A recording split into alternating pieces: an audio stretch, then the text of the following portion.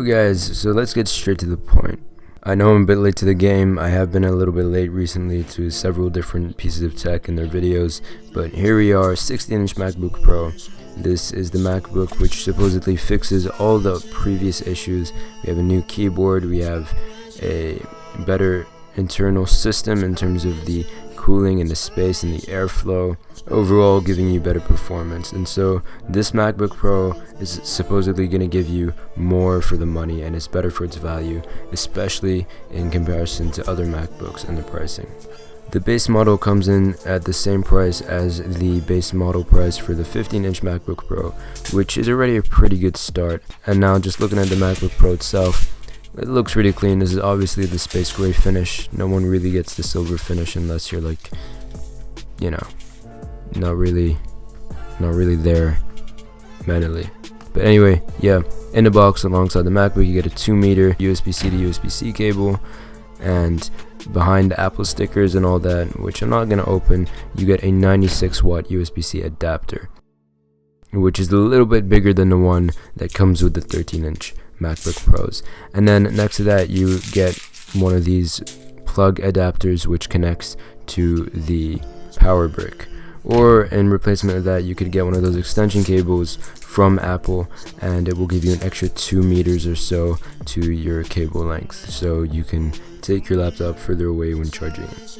Now centering the MacBook Pro, it looks good, and having opened it, first thing I want to test out is try that new keyboard.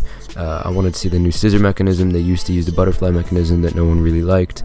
To be honest, I had nothing really against it. I actually really liked the butterfly mechanism, but now after going to the scissor mechanism, I can honestly say that it is probably the best keyboard I've ever used on a MacBook. I can't say it's the best keyboard I've used of all time because my memory just doesn't go that far, but I love this keyboard, and it is like a good midway in between the butterfly mechanism and the old previous keyboards that Apple used to use.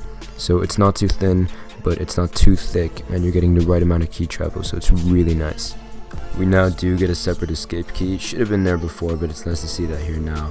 And the Touch ID button is obviously separated from the touch bar, but also something to point out is it's matte now instead of glossy. So having that matte finish means that you're not getting fingerprints stuck all over it, and it looks much better aesthetically and looks more hygienic because you just can't see all that fingerprint and dust just stuck all over it.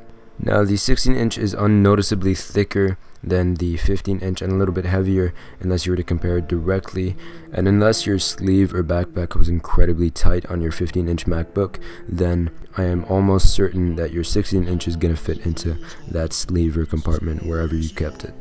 Now with this new model you're getting thinner bezels, which makes it look that bit nicer within a 16-inch package of 500 nits of brightness and a 3072 by 1920 resolution at 226 pixels per inch with a P3 color gamut along with True Tone.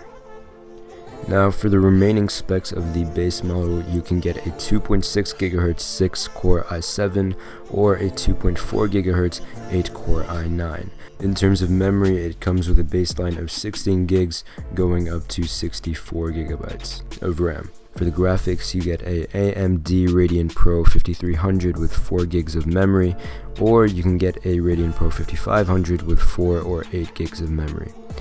It starts with 512 gigabytes of SSD storage, and it goes up to 8 terabytes of SSD storage, which is insane. That's an additional 2,400 pounds, so you're probably better off sticking with external storage, though this SSD storage would be blazing fast. Now, in terms of my use for the base model 16-inch MacBook Pro, my pro usage would be Final Cut Pro editing. Most of my videos don't contain any 4K content, so I don't really take this thing to the max, which is good because it deals and handles my content really well, as I'm editing from it right now. And anyway, that's pretty much it. I hope you guys enjoyed the video. Watch out for the quick review that should be coming out soon, which is a reason to subscribe, so do not forget to subscribe if you like this. I'm trying to work my way up on the YouTube algorithm. My sub count is kind of low right now, so I would really appreciate that. Check out my Instagram and Twitter, the El-Naggar, link in the description, if you want to stay up to date with everything going on. And yeah, I hope you guys enjoyed the video, and I'll see you in the next one. Adios. for love.